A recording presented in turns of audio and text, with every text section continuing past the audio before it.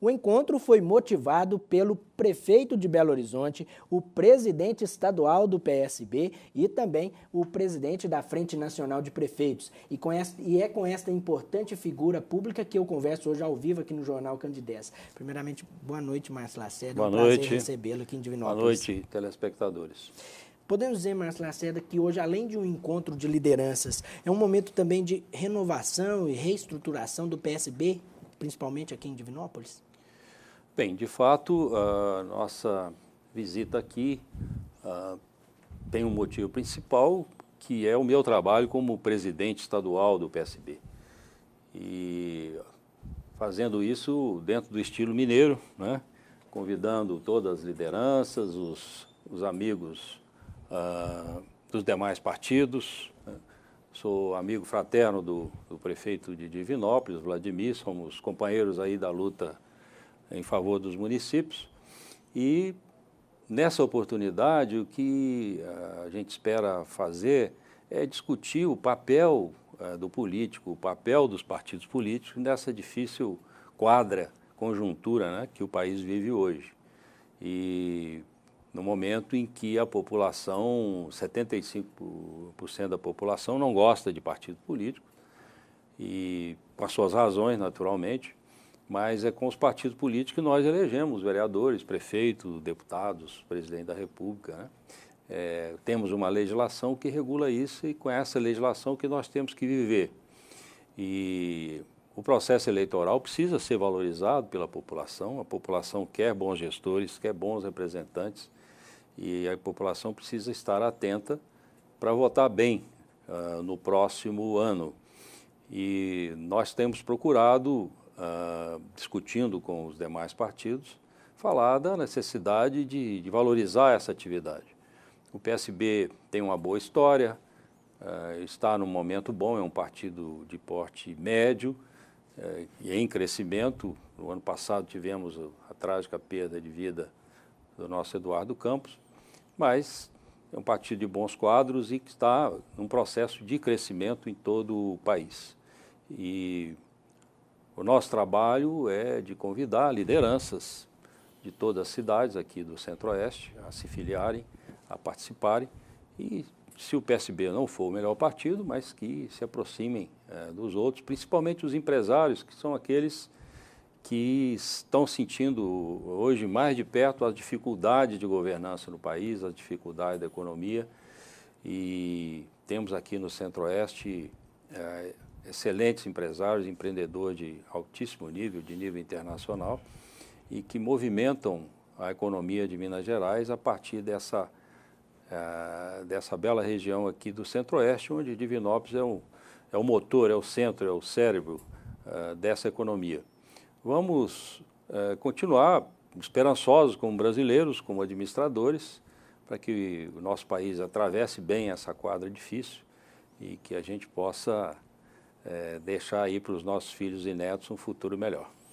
Esse trabalho de fortalecimento do PSB começou a nível estadual e agora está atingindo os municípios através do trabalho que o senhor tem feito. Márcio Lacerda, o senhor citou um detalhe importante que é a crise que hoje os municípios têm enfrentado. E, em contrapartida, o senhor tem uma representatividade muito grande na causa municipalista, não é à toa que o senhor está hoje à frente da reunião dos prefeitos. Esse fortalecimento regional é um dos caminhos para os municípios hoje enfrentarem e saírem dessas dificuldades que tem enfrentado junto aí a divisão de recursos da União e até mesmo do Estado? Os municípios vêm já desde muito tempo sofrendo um processo de esmagamento, vamos dizer assim, da sua capacidade de iniciativa, na medida em que, ao longo do tempo, foram sendo passadas mais e mais obrigações para os municípios e com restrição de recursos, ou seja, sem o repasse de recursos adequados à assunção dessas obrigações. Esse é o principal problema. Naturalmente, o momento bom que a economia brasileira atravessou nos últimos anos de crescimento da economia, mas com uma série de problemas estruturais, digamos que escondeu um pouco essa dificuldade, mas que agora, com a economia em queda, esse problema aflorou com toda a força, principalmente os municípios menores que dependem principalmente das transferências do governo federal e estadual, que não tem arrecadação própria, esses sofrem mais.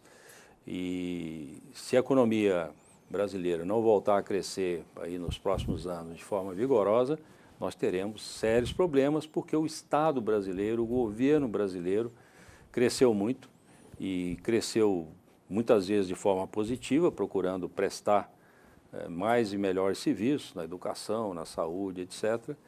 E isso custa caro.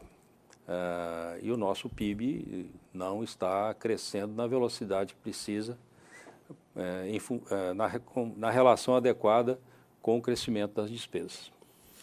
A União dos Municípios, nos trabalhos que têm sido feitos nas esferas, principalmente federal, tem dado resultados, pelo menos, de resposta do governo. Mas ainda é pouco diante daquilo que os municípios precisam? No momento, é muito difícil você falar de pedir mais dinheiro ao Tesouro Nacional, né? O Nacional não está conseguindo pagar sequer os juros da dívida, que é uma dívida, inclusive, monstruosa, até assustadora nesse momento.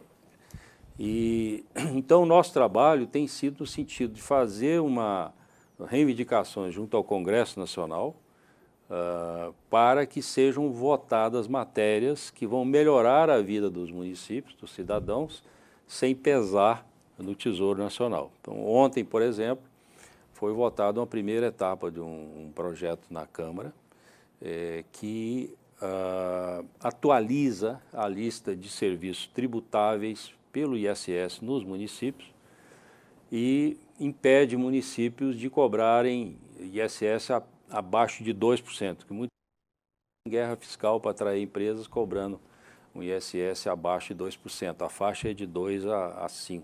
Né? Então, essa tem sido a nossa tarefa. Uma outra lei que nós estamos trabalhando para que seja votada, ela já está tramitando, é uma emenda constitucional que impedirá os governos estaduais, federais, etc., e o Congresso Nacional de criarem novas obrigações para os municípios sem definir a fonte correspondente de receita para bancar essas obrigações. Então, passo a passo, a gente tem conseguido avançar. Estamos agora numa fase de conseguir acesso a depósitos judiciais de ações das quais os municípios são partes, a lei já foi votada. Isso vai dar um certo alívio no caixa de muitas cidades. Então, tem a pauta com o Congresso, tem a pauta com a presidência, através da Casa Civil, e às vezes elas são coincidentes. Então, é um trabalho que estamos fazendo toda semana em Brasília, principalmente. Discute-se muito o Pacto Federativo. É a grande solução hoje para os municípios? O Brasil tem um sistema federativo onde os municípios são entes da federação. Muitos poucos países funcionam dessa maneira. E é um federalismo de cooperação. Ele tem muitas atribuições definidas na Constituição que são comuns a 2 ou a 3 dos entes federados. Então, precisa haver essa cooperação. É o caso da saúde, por exemplo.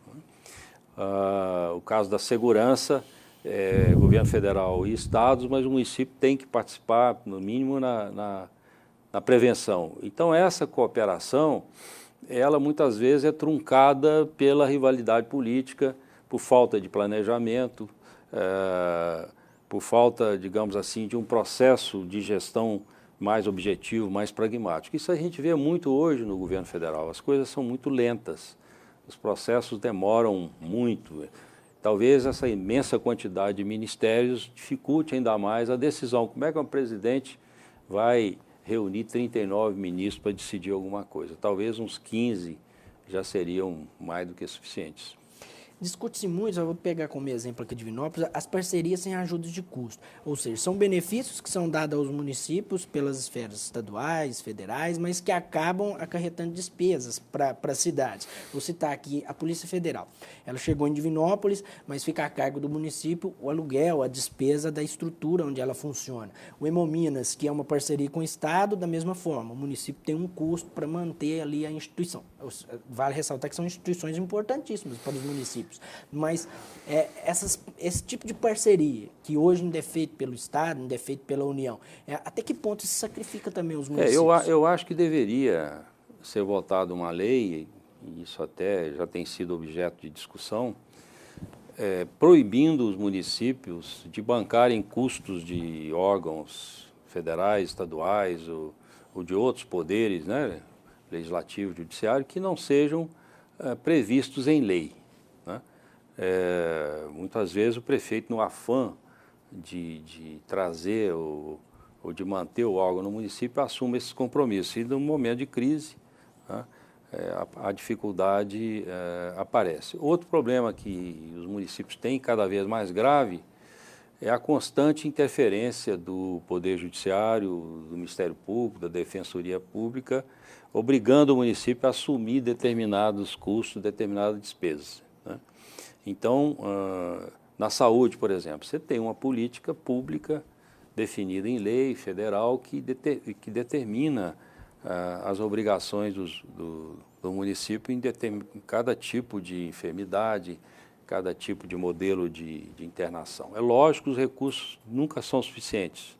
Tem uma crônica, uma constante crise de subfinanciamento da saúde no Brasil. De repente chega um juiz e diz: o município é obrigado a comprar um medicamento experimental de câncer que está sendo testado lá em Houston, nos Estados Unidos, porque tem um cidadão que precisa, e o direito à saúde é universal, é obrigação do governo, etc.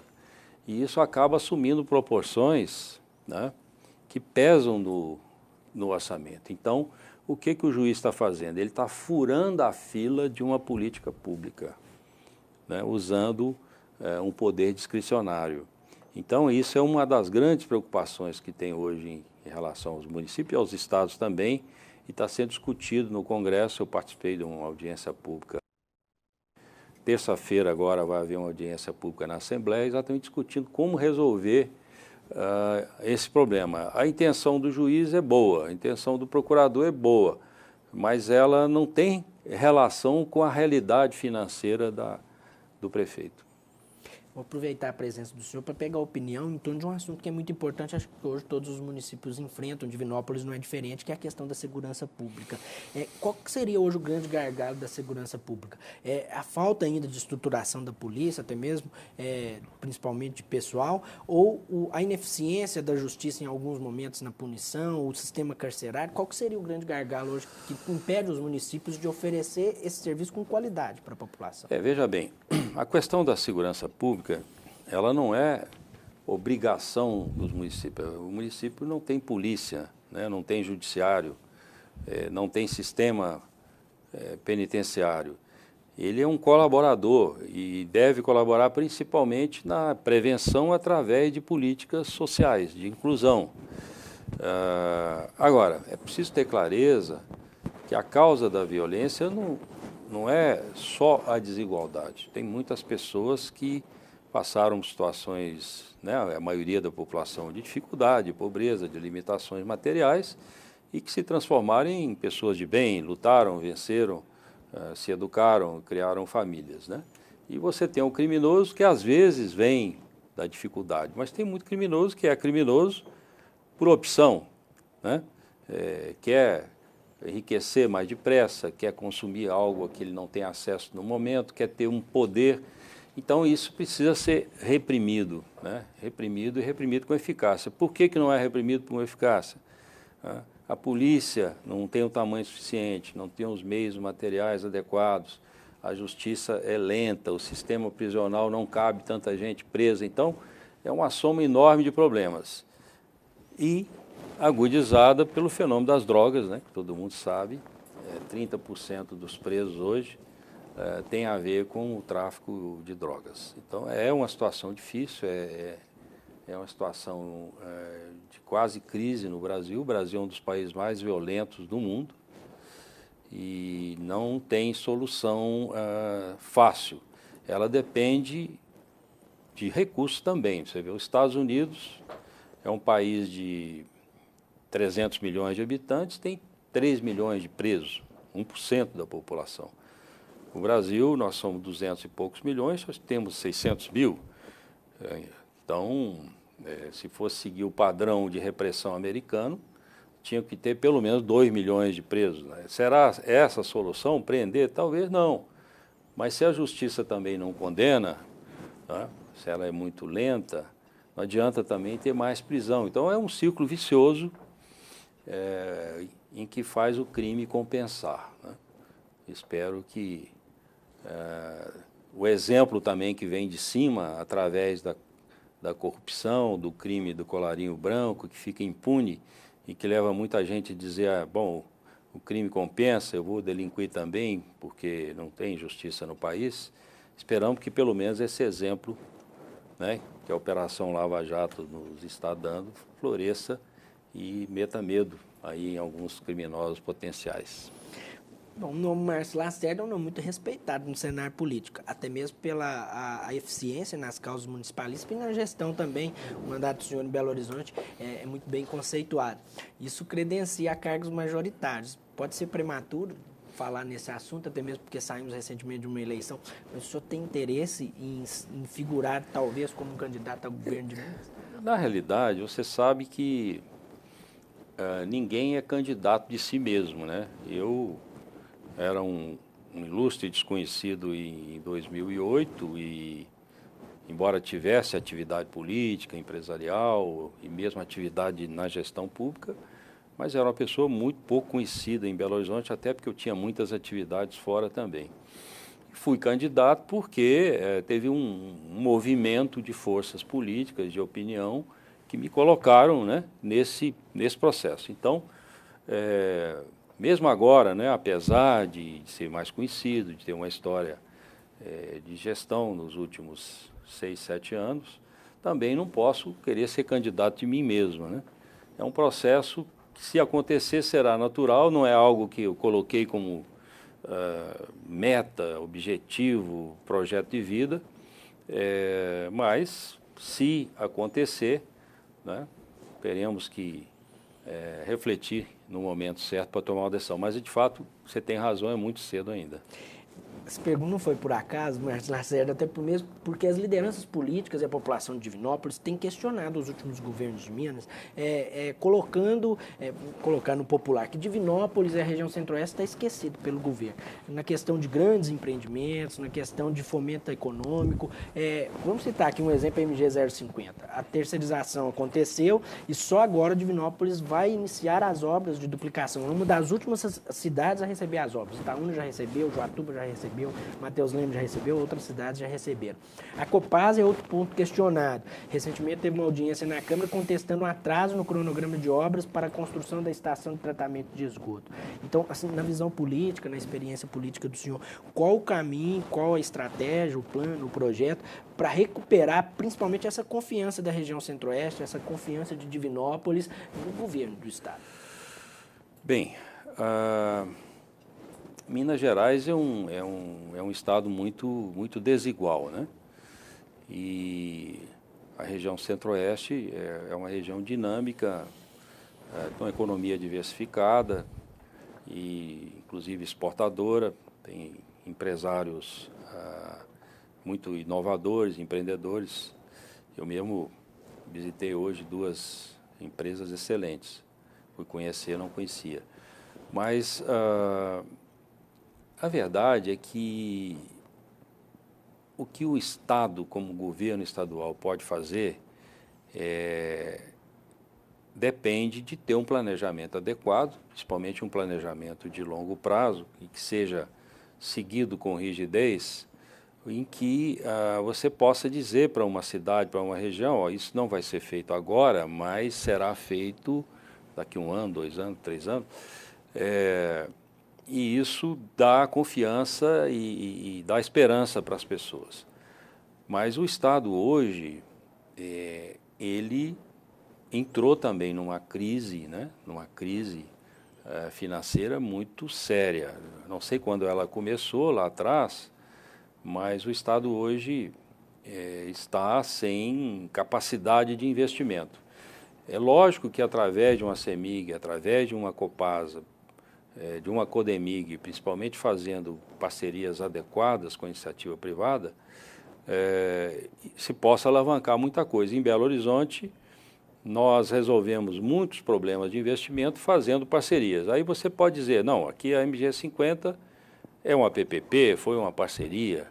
Então a pergunta é, será que essa parceria foi feita corretamente? Será que esse contrato foi bem feito, né?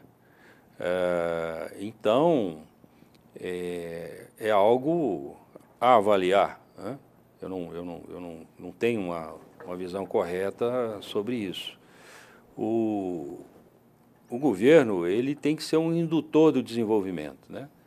E as parcerias são importantes, mas se elas não forem corretamente contratadas e corretamente administradas, o parceiro privado, muitas vezes, não vai cumprir suas obrigações corretamente. Bom, para finalizar essa entrevista, até mesmo porque eu sei que o senhor tem outros compromissos em Divinópolis, a vinda do senhor acaba sendo um fomento importante da legenda e um fortalecimento do PSB. Ano que vem temos as eleições municipais. O que esperar do PSB? A proposta é que o partido tenha um candidato à prefeitura de Divinópolis? Olha, mais uma vez, né, isso é um pouco cedo para se definir, para se decidir. Nós estamos trabalhando com mais atenção nas cidades acima de 50 mil habitantes no estado, que são 68. Divinópolis é uma das mais importantes.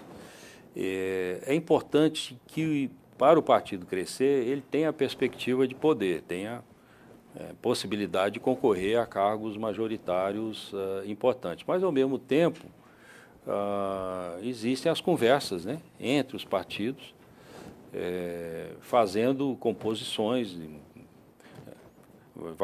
priorizando um partido numa cidade, priorizando outro partido em outra cidade, e essas alianças, elas sempre estão na pauta, sempre são possíveis. Isso se resolve praticamente nos últimos meses, né, antes da eleição, mas é interesse, objetivo do PSB em estimular possíveis candidatos, pré-candidatos, né, que precisam, inclusive, se viabilizar frente à opinião pública, frente aos apoiadores, às lideranças, ter uma proposta transformadora. Hoje em dia não adianta mais só com palavras e promessas fáceis e populismo, demagogia. A população não quer mais saber disso. E próximo prefeito de qualquer cidade hoje, a partir de 17, terá bastante dificuldades pela frente. Márcio Lacerda, gostaria de agradecer a sua presença aqui na TV Candidez, agradecer pela entrevista e desejar boa sorte nesse novo trabalho de reformulação do PSB. Muito obrigado a você, obrigado aos telespectadores pela atenção e continuemos a lutar. Como disse Eduardo Campos, não vamos desistir do Brasil.